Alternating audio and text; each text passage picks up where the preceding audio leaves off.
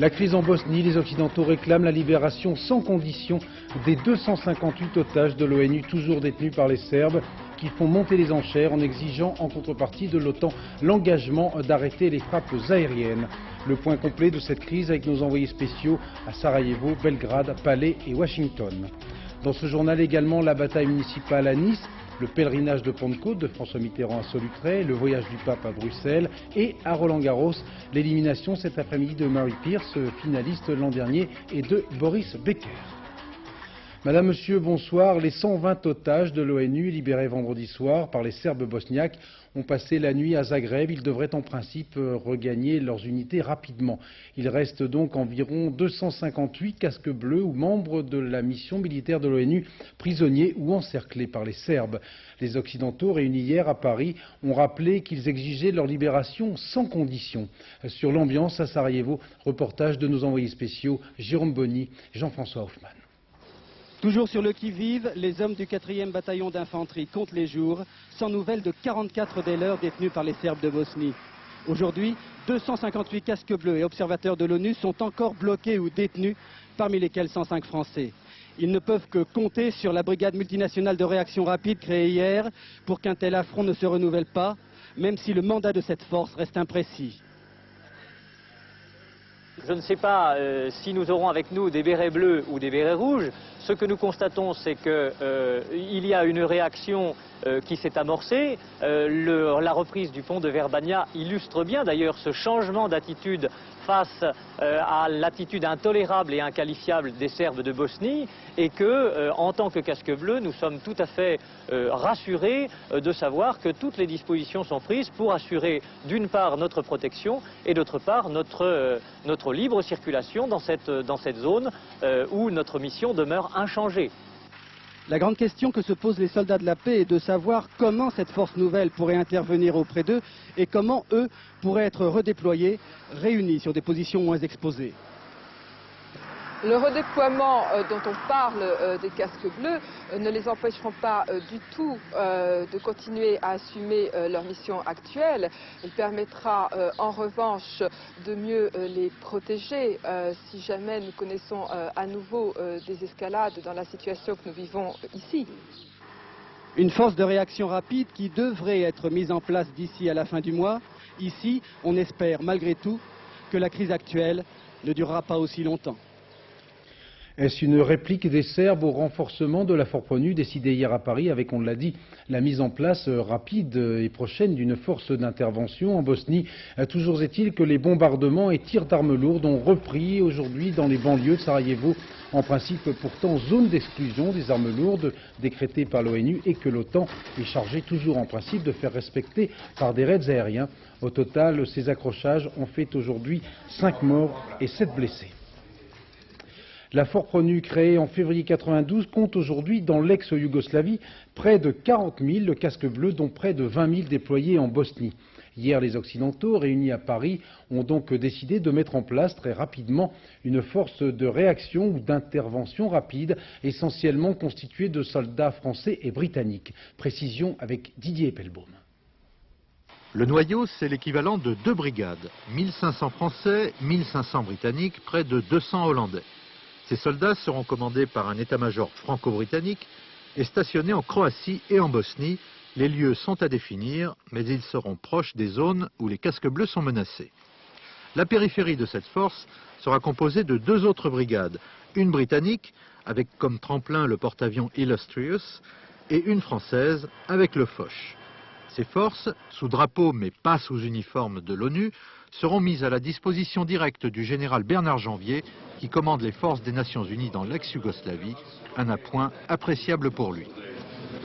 Une telle force me permettra effectivement d'accroître mes possibilités de répondre avec des réponses proportionnées aux situations et aux menaces, d'avoir davantage de souplesse, de rapidité de réaction et une forte dissuasion. Merci. Mais cette force représente-t-elle une dissuasion crédible? 10 000 soldats d'élite capables d'intervenir très vite grâce aux hélicoptères de combat, avec une vraie puissance de feu, une chaîne de commandement qui court-circuite le niveau civil de l'ONU Plus rapide que pour les frappes aériennes de l'OTAN, cette force est essentiellement une affaire franco-britannique qui donne un minimum de crédibilité au discours de fermeté. C'est tout de même une menace militaire plus efficace sur le papier que les frappes aériennes. Nous retrouvons en direct de Sarajevo Jérôme Boni, notre envoyé spécial. Jérôme, bonsoir.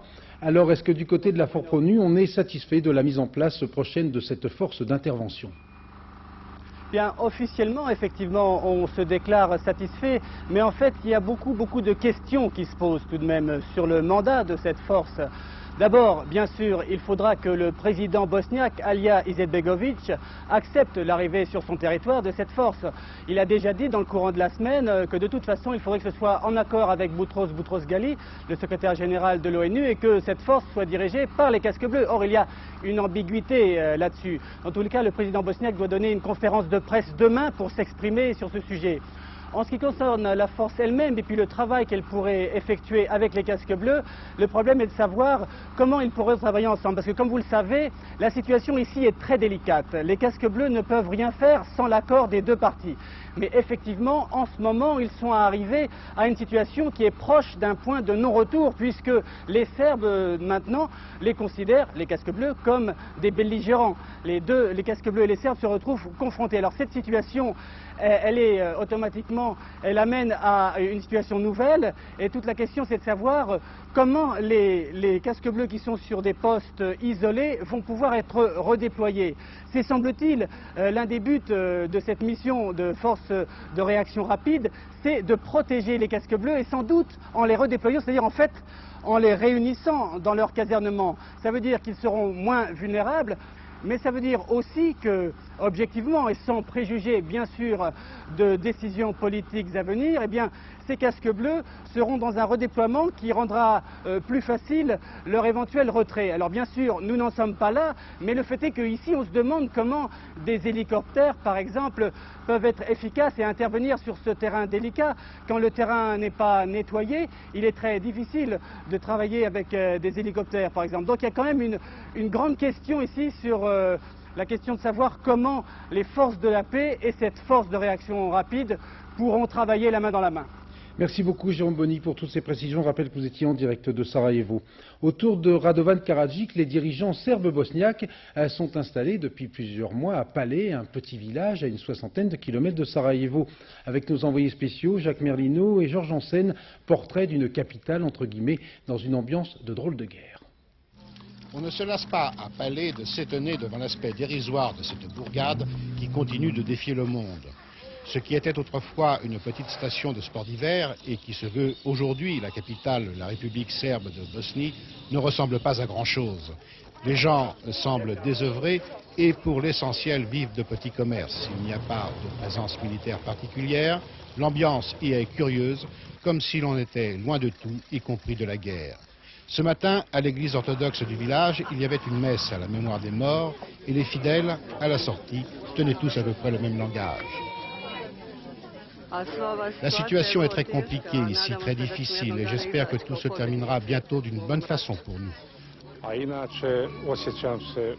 Je suis content car j'ai l'impression que nous aurons bientôt notre État et nous savons que c'est pour cela que nous nous battons. Est-ce qu'il est exact que beaucoup de jeunes quittent l'armée? Absolument pas. Cela, c'est la propagande de nos ennemis qui le dit. En tout cas, il semble bien que cette crise ait entraîné un nouveau départ de population, les maisons vides sont nombreuses et la lassitude est évidente, y compris chez les combattants. En direct de Palais, nous retrouvons Jacques Merlino. Jacques, bonsoir. Est-ce que vous avez confirmation de cette sorte de chantage des Serbes bosniaques? Pas de nouvelle libération d'otages casque bleu sans renonciation par l'OTAN des frappes aériennes? Oui, c'est tout à fait vrai qu'il y a ici à Palais un durcissement de la part des autorités serbes. Le général Mladić, ce matin, a refusé de donner des informations concernant le sort du pilote américain. Il a refusé que la Croix-Rouge rende visite aux casques bleus qui sont toujours prisonniers. Et il a effectivement rappelé que la condition essentielle, primordiale posée par les Serbes de Bosnie à la libération des casques bleus était la garantie donnée par l'ONU qu'il n'y aurait plus de frappes aériennes. Alors ce durcissement s'explique sans doute par la volonté des Serbes de Bosnie de ne pas perdre la face. Il s'explique aussi peut-être par une sorte de bras de fer qui a lieu actuellement entre Milosevic et Karadzic. Milosevic à Belgrade tient le beau rôle. C'est lui qui parle aux Américains, c'est lui qui téléphone à Claude Chirac, à Jacques Chirac, pardon. C'est lui qui annonce une libération prochaine des otages. Karadzic ici se trouve quelque peu mis hors course et pour rentrer dans le jeu de la négociation, il peut être tenté, et il semble qu'il le fasse actuellement, il peut être tenté de durcir la position, cela simplement pour retrouver un rôle et une place dans les négociations en cours. Merci Jacques Merlino pour ces précisions, cette analyse. S'il est un diplomate qui a vécu une semaine particulièrement éprouvante, c'est bien le chargé d'affaires français à Belgrade qui joue les bureaux de renseignement, mais aussi les messieurs bons offices, et cela, vous l'imaginez, dans des conditions très difficiles. Reportage de nos envoyés spéciaux Olivier Lerner, Philippe Turpot. Les Français sont considérés comme des amis. Tenez, vous voyez de l'autre côté, c'est un rallye. C'est un rallye qui est organisé. Je rappelle que ce pays est sous embargo, y compris pour le pétrole. À Belgrade, le numéro 1 de l'ambassade de France n'est pas ambassadeur. Alors, ceux qui le côtoient l'appellent par son prénom, Gabriel. Vous êtes là depuis 3 mois, mais vous n'avez pas encore été reçu par le président Milosevic. Est-ce que c'est pas un peu gênant? Est-ce que c'est pas un peu vexant? Moi, ça ne me vexe pas du tout. Le président Milosevic est quelqu'un qui a un nombre d'interlocuteurs relativement restreint, tous de très haut niveau. Énarque, ancien directeur de cabinet de Lucette Michel-Chevry, Gabriel Keller se comporte exactement comme s'il était ambassadeur. Ici, avec un colonel finlandais, il fait le point sur l'affaire des otages. Depuis 3 jours, il dort peu. Les casques bleus libérés, c'est lui qui a pu les approcher en premier. Il a recueilli leurs premières impressions et de nombreuses informations confidentielles. À l'ambassade de France, il détient toutes les clés et semble à l'aise dans cette forteresse. Une ambassade art déco avec du mobilier original 1930. Gabriel Keller apprend le serbe avec acharnement. Il apprend aussi à naviguer dans les hautes sphères de la diplomatie. Ici, en ce moment, il est à bonne école. Nous retrouvons en direct de Belgrade l'un de nos envoyés spéciaux, Stéphane Magnier. Stéphane, c'est peu de dire qu'à Belgrade, on a accueilli sans enthousiasme la décision des Occidentaux de mettre sur pied très rapidement cette force multinationale de réaction. Oui, effectivement, l'annonce de la création de cette force d'intervention rapide gêne considérablement les négociations que le président Milosevic a avec M. Karadzic pour la libération de tous les otages. Et vous vous souvenez que M. Milosevic s'est engagé personnellement auprès du président Chirac à obtenir cette libération. Or, cette libération, pour l'instant, est reportée sine die. Mais il y a également d'autres négociations qui connaissent des difficultés à la suite de cette annonce. C'est celle que le président Milosevic a avec l'Américain, l'émissaire spécial américain, Robert Fraser. Jusqu'à présent, on semblait se diriger plutôt vers un accord pour la reconnaissance de la Bosnie-Herzégovine par la Yougoslavie serbe et pour la levée de l'embargo. Or maintenant, tout semble compromis, semble-t-il, à la suite de nouvelles exigences du président Milosevic. M. Fraser est sorti précipitamment des négociations ce matin en claquant la porte. On ne parle pas de rupture des négociations à proprement parler, mais quand même, M. Fraser devrait rentrer dès demain à Washington. Merci Stéphane Magnier pour ces précisions. Après la destruction vendredi après-midi d'un F-16 dans le ciel de Bosnie, le commandement de l'OTAN à Naples était toujours ce matin sans nouvelles du pilote américain. Et à Washington, on affirme n'avoir aucune confirmation que ce pilote soit vivant. Sur le plan militaire, les Américains en tout cas ont confirmé hier qu'ils ne participeraient pas à la force d'intervention rapide.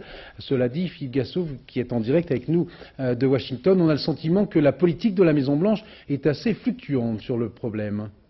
Oui, on peut dire que les Américains sont d'accord. Si l'on en croit un sondage à paraître la semaine prochaine dans Newsweek, 78% de ces Américains seraient pour l'envoi de troupes au sol afin d'épauler les casques bleus. Côté officiel, la position a bien évolué. Mercredi, Bill Clinton annonce un éventuel envoi de troupes au sol. C'est une première. Les critiques fusent.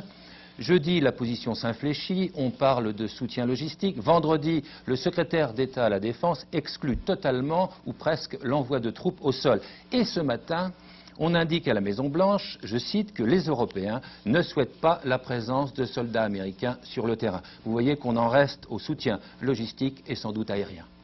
Merci Philippe Gassot. Et pendant ce temps-là, alors que les projecteurs sont braqués sur la Bosnie, les Russes, loin des caméras et des liaisons directes par satellite, les Russes poursuivent leur offensive en Tchétchénie. Ils affirment s'être emparés aujourd'hui du quartier général des indépendantistes Vedeno. Information démentie ensuite par les Tchétchènes. Tout de suite le point avec Philippe Rochaud. Ces blindés russes font leur entrée dans le village de Vedeno où se trouvait la base des partisans de l'ancien président Doudaïev. À l'heure où le monde a les yeux tournés vers la Bosnie, les forces russes ont avancé d'une quarantaine de kilomètres au sud de Grozny pour s'emparer de ce quartier général des forces rebelles à 2500 mètres d'altitude. Le drapeau russe flotte sur Vedeno, mais les Tchétchènes démentent que leur base dans les montagnes soit tombée entre les mains de ces soldats russes. Et pourtant, l'armée de Boris Eltsine n'a pas lésiné sur les moyens, artillerie, aviation, hélicoptères, blindés. Les habitants du village avaient pris le chemin de l'exode depuis plusieurs jours. Toutes les tentatives de médiation ont échoué, mais les Russes payent aussi le prix de cette guerre. Ces images diffusées dans les foyers en Russie, ces blessés ramenés vers l'arrière, ces hommes choqués, désorientés, font souvent dire à l'opinion que le pays s'enfonce dans un nouvel Afghanistan. En Algérie, 650 islamistes armés ont été tués le mois dernier par les forces de sécurité. D'autre part, le tribunal criminel d'Alger a condamné aujourd'hui à mort le sous-lieutenant Mbarek Boumafari, reconnu coupable de l'assassinat du président Mohamed Boudiaf en juin 1992. Une condamnation à mort qui n'a pas levé le voile sur les zones d'ombre qui ont entouré ce meurtre. Le procureur général a en effet affirmé que l'accusé avait agi seul et qu'il n'y avait eu ni commando ni commanditaire, ce qui provoque pas mal de scepticisme en Algérie. Il y a 6 ans, les chars de l'armée chinoise écrasés dans le sang le printemps de Pékin, entraînant une répression qui a fait officiellement 327 morts. Les autorités chinoises ont déployé toutes les précautions imaginables pour prévenir toute commémoration. Le seul rappel de ces douloureux événements est venu de l'un des dissidents de ce printemps de Pékin, Chen Ximing, qui a mené un jeûne symbolique de 24 heures dans sa résidence surveillée, où il purge actuellement une peine de 13 ans de prison. En France, comme chaque année depuis 50 ans, François Mitterrand a été fidèle à son rendez-vous de Solutré. Fatigué par une anesthésie générale le mercredi dernier, l'ancien chef de l'État n'a cependant pas gravi la roche jusqu'à son sommet. Reportage Marie-Pierre Farkas, Gérard Derlet. Solutré, un pic de 315 mètres au milieu des vignobles, les touristes viennent pour le Pouilly, la préhistoire ou l'ancien président. Oui, en bas, on va à sa rencontre d'ailleurs.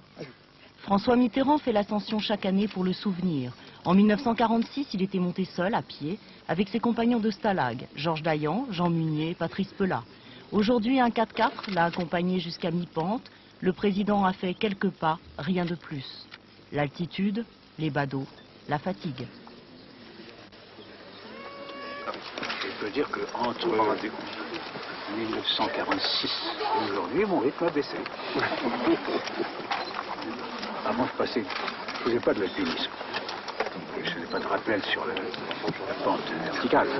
Après, je passais pas loin. Par là, peu à peu, je cherche à élargir. Il ne parle pas des casques bleus de Bosnie, mais de la lourde charge du pouvoir, des nuits sans sommeil, des présidents qui se sentent seuls. Et puis il évoque l'amitié, éternelle, désintéressée, comme celle de ces Grenoblois que le président retrouve régulièrement depuis 1976. Ensemble, ils partagent le saucisson, les crêpes, le digestif. Solutré, c'est un peu tout cela pour François Mitterrand. Une marche du souvenir, quelques mots d'affection, 49 ans de pèlerinage. À l'époque, Daniel habitait Cluny, à 30 km de là. François a longtemps oublié de mentionner qu'il y avait quelque chose de galant dans ses premiers rendez-vous de dimanche de Pentecôte. Les municipales, le premier tour dans une semaine, toutes les listes sont déposées en préfecture depuis vendredi minuit. Près de 1500 listes seront en compétition pour ce premier tour dans les villes métropoles de plus de 30 000 habitants. Parmi celles-ci, Nice, qui s'apprête à tourner la page médecin, 4 listes en compétition à droite et beaucoup d'indécisions sur cette salade niçoise. Reportage Claude Sampère, Pascal Ponce. L'eau est encore fraîche, le soleil timide, mais la température monte de jour en jour. Nice, dans une semaine, va définitivement tourner la page médecin, et pour beaucoup, c'est une époque qui disparaît. Je le regrette, oui, foncièrement pour la ville. Pourquoi? Parce que je suis une inconditionnelle, c'est un ami, et voilà, je trouve que c'était quelqu'un de bien. Malgré les erreurs que l'on connaît, Jacques Médecin a fait beaucoup pour la ville. La seule chose qu'il a eu de mal, c'est de s'être sauvé. Symbole des années affairistes, l'ancien casino, le palais de la Méditerranée, dont il ne reste plus que la façade. Symbole de la mégalomanie médecin, l'immense palais des congrès, plus souvent vide que plein. Nice semble avoir oublié ses côtés négatifs, la ville veut retrouver un vrai leader. Premier candidat sérieux, Jean-Paul Baretti, maire depuis 18 mois, certains Niçois lui reprochent son immobilisme. Vous savez comment on vous surnomme à Nice? Ah oui. Le vieillard dormeur, c'est ça, non? Certains de vos concurrents parlent de l'homme qui dort. Qu'est-ce que vous leur dites? L'homme qui dort, moi je crois qu'ils doivent actuellement se rendre compte qu'il vaut mieux se méfier des gens qui, d'après eux, paraissent dormir. Je crois surtout que ce sont des sots. À ses côtés en campagne, Patrick Stefanini, numéro 2 de la liste, bras droit de Juppé à Matignon. Principal opposant, Jacques Perrat, dissident du Front National, populaire dans la ville et qui ne mâche pas ses mots. Ce n'est pas M. Baretti qui a fait sa liste, mais c'est la rue de Lille à Paris qui l'a constituée. Et ça, c'est une insulte à la ville de Nice. Pour compliquer encore plus la situation à droite, une liste officielle du Front National, conduite par Jean-Pierre Gost, appuyée par Le Pen, et une liste dissidente, UDF, menée par Rudy Sall. 4 listes à droite, en face, le candidat d'Union de la gauche se met à rêver. Comme la droite est divisée, elle restera pour le deuxième tour, nous resterons peut-être aussi en tête au deuxième tour. Et donc à ce moment-là, il y aura un vrai changement à Nice. Encore une semaine pour réfléchir pour une élection qui s'annonce, et c'est la première fois depuis longtemps, très indécise. Venu ranimer la tiède ferveur des catholiques belges, Jean-Paul II a béatifié aujourd'hui le père Damien, missionnaire belge qui a consacré sa vie aux lépreux. Le pape n'a attiré pour cette cérémonie qu'environ 20 à 30 000 personnes. Il y a 10 ans, 100 000 fidèles avaient assisté à la messe célébrée au même endroit par le Saint-Père. Reportage Marianne Mas et Dominique Mas. Juste un petit rayon de soleil au moment où la papamobile a traversé la foule autour de la basilique de Kuckelberg. On aurait pu croire au miracle et pourtant la pluie a vite repris le dessus. Mais la ferveur était là. Heureux de se retrouver avec le Saint-Père. Pour moi, c'est très grande la journée d'aujourd'hui, de venir ici, voir le pape, et que le pape vienne en Belgique. C'est donc la deuxième visite de Jean-Paul II en Belgique, une visite boudée par une majorité de catholiques belges et surtout sous haute surveillance pour éviter les débordements. Je crois que l'affaire Bimbo de Monseigneur Gagnon n'est pas tellement vieille, hein, entre autres. Il y a, je crois, aussi un petit problème du côté des États-Unis, là. Hein. L'avortement, le préservatif, la destitution de Monseigneur Gaillot, ici tout cela fait grand bruit et divise encore plus l'Église. On craignait des manifestations antipapistes. Une dizaine de jeunes ont été arrêtés alors qu'ils s'apprêtaient à distribuer des préservatifs. Nous on est pour la capote, je suis désolée, ce pape c'est un assassin. Mais apparemment on ne peut pas s'exprimer librement. L'incident n'a pas troublé la cérémonie de béatification du père Damien. Le pape a conclu sous la pluie en lançant un appel en faveur de la paix. Pas de miracle à Roland-Garros, plus de Français ni de Françaises en compétition, et cela à la mi-course seulement du tournoi. Après Arnaud Butch hier, c'est Mary Pierce qui a été éliminée cet après-midi par la Croate Eva Maioli. Récit attristé, François Brabant. C'est le paradoxe de Roland-Garros. Le seul moment de soleil est un gros coup de froid pour le tournoi, et dire qu'avec la pluie, on a eu droit à un vrai show. 16h sur le central, les spectateurs se sèchent comme ils peuvent. La Ola attend Mary Pierce et elle le fait savoir. Mais sur le coup de 17h30, la Ola va surtout voir Eva Maioli.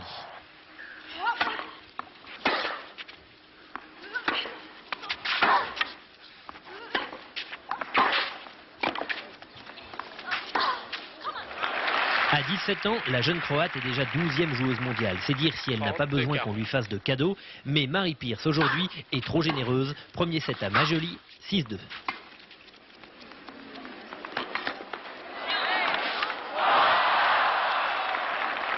Mesdames, Messieurs, Mary Pierce va bénéficier d'une interruption de 3 minutes pour traitement à l'extérieur du court. Et en plus, une contracture à la cuisse droite. Heureusement qu'il reste le public à Marie, mais voilà, pendant son absence, Eva Maioli va le mettre dans sa poche. Quelques balles avec un ramasseur, ça séduit, ça décontracte et ça garde les muscles au chaud. À la reprise, Maioli joue, Pierce non, c'est le physique qui a lâché.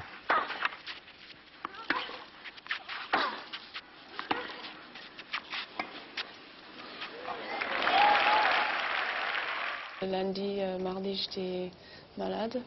Alors j'étais obligée de prendre des antibiotiques pendant 5 jours. Hier, c'est le dernier jour. Et puis, comme je dis, j'ai eu un peu mal aux jambes, alors je ne pouvais rien faire. Score final 6-2, 6-3. La révélation de l'an passé s'incline devant la révélation de cette année. Pour un an au moins, Mary Pierce a passé la main. Nous allons retrouver en direct de la porte d'Auteuil Thierry Clopeau qui va nous parler des autres qualifications ou éliminations de cette journée dominicale. Oui, absolument, Bruno. Cela a été une sale journée, en tout cas pour Nick Bollettieri. Vous le connaissez, le célèbre coach américain, puisque 2 de ses meilleurs élèves sont passés à la trappe. Mary Pierce, vous le savez. Mais il y a eu aussi une surprise encore plus énorme. C'est l'élimination, la sortie de la tête de série numéro 3, l'Allemand Boris Becker, qui a été éliminé par un jeune Roumain connu sur le circuit, 124e joueur mondial. Vous allez d'ailleurs tout de suite voir les images de ce match. Boris Becker qui n'a jamais été dans le coup et qui a perdu les 2 premiers sets. Souvenez-vous, c'était hier soir, à la tombée de la nuit. Aujourd'hui, l'Allemand a bien remporté la 3e manche 6-3 avec un beau point ici de Wojnia, mais Boris Becker a finalement perdu le 4e set 7-5. Becker qui est décidément maudit sur la terre battue puisqu'il n'a jamais gagné un tournoi sur la terre rouge, et donc c'est Wojnia, le jeune Roumain, qui se qualifie ici pour le 8e de finale et il jouera contre Andriy Medvedev. Un autre résultat, et là il n'y a pas eu de surprise, c'est André Agassi qui s'est aisément qualifié en battant le jeune Marocain, 224e joueur mondial, Younes El Anaoui. Et puis André Agassi jouera son quart de finale après-demain contre Evgeny Kafelnikov, le Russe, qui lui s'est facilement qualifié contre l'Espagnol Correggia. Correggia, vous vous en souvenez peut-être, c'était le tombeur de Guy Forget au précédent tour. Et puis un dernier petit mot pour vous dire actuellement que c'est Thomas Muster qui mène 2-7 à rien face à Andriy Medvedev. Voilà. Merci Thierry. En Coupe du Monde de rugby, c'est l'Irlande que la France affrontera en quart de finale. Apparemment, c'est très jouable.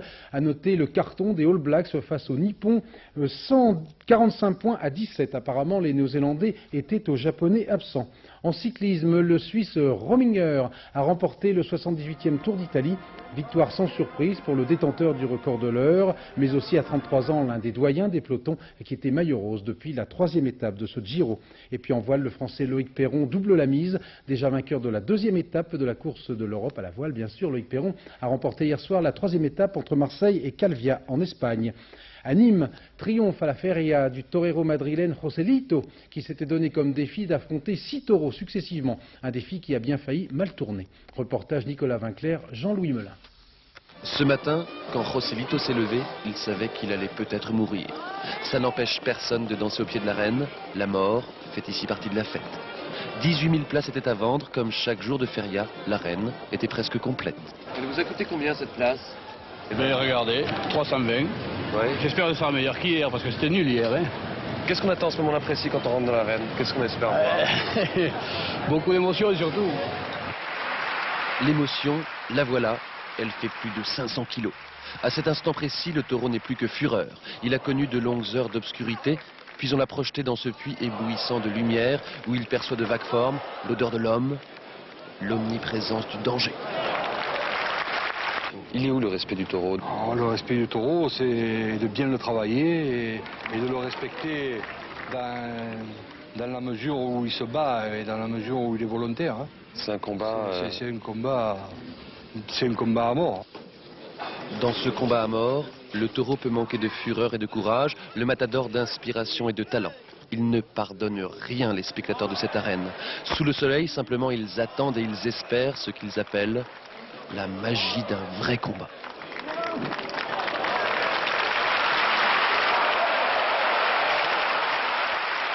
C'est hyper dur. C'est la première fois que je vois un combat, mais... Et alors? Ça m'a... La première fois, ça m'a...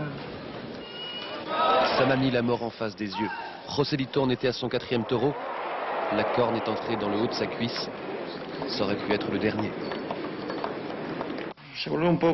La mort, ça paraît être une banalité.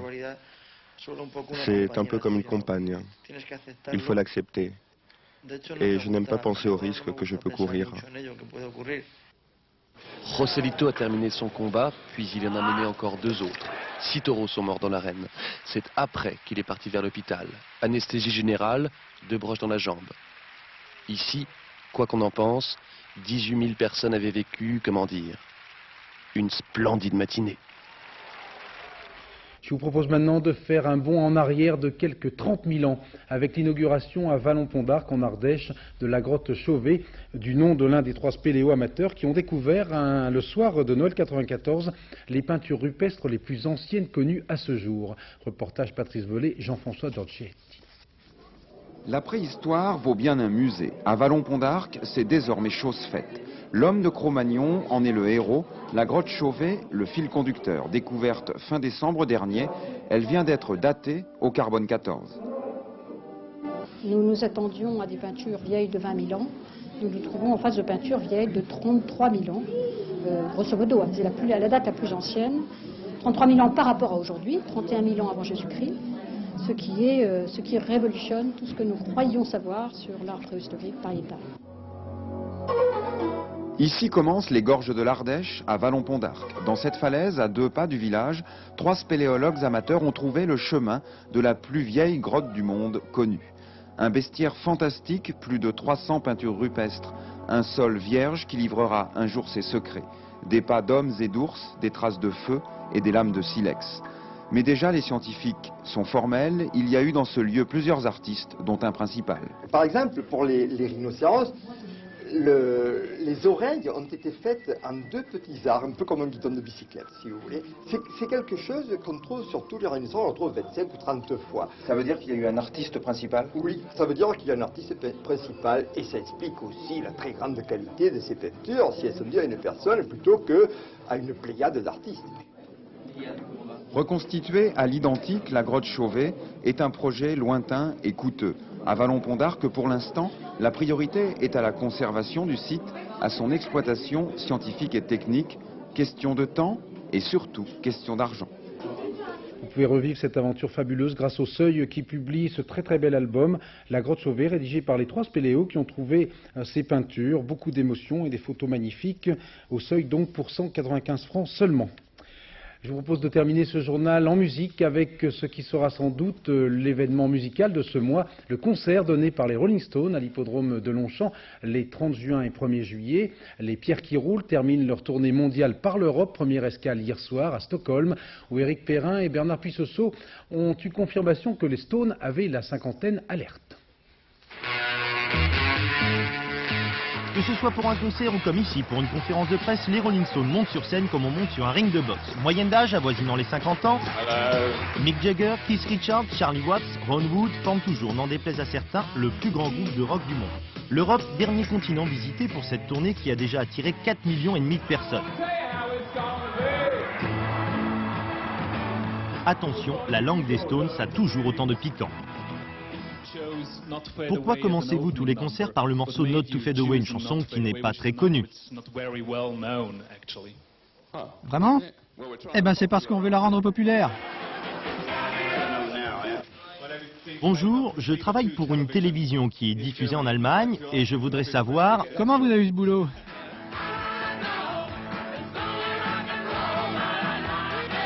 Est-ce que ce sera votre dernière tournée?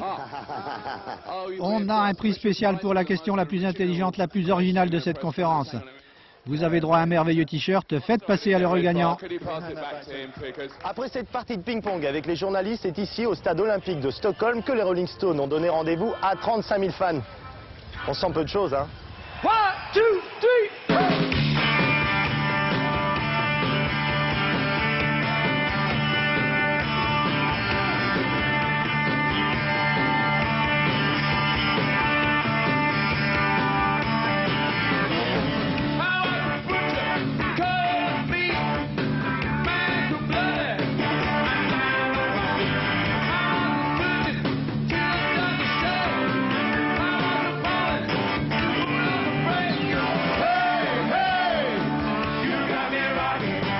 Hier soir, les Rolling Stones, très en forme, ont gagné par KO. Mais comme avec eux, c'est toujours le public qui est gagnant, on s'en ferait bien une petite dernière, non?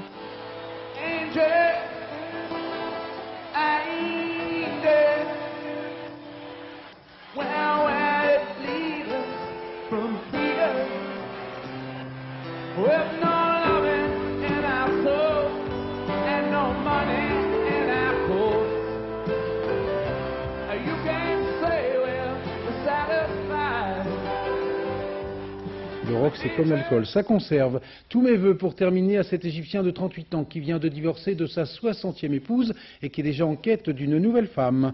À ne pas manquer à partir de 22h40 sur France 2, L'ombre du maréchal, un documentaire d'Alain de Sédouy et de Michel Follin. 50 ans après, que reste-t-il dans les mémoires des Limousins de Pétain ou du régime de Vichy?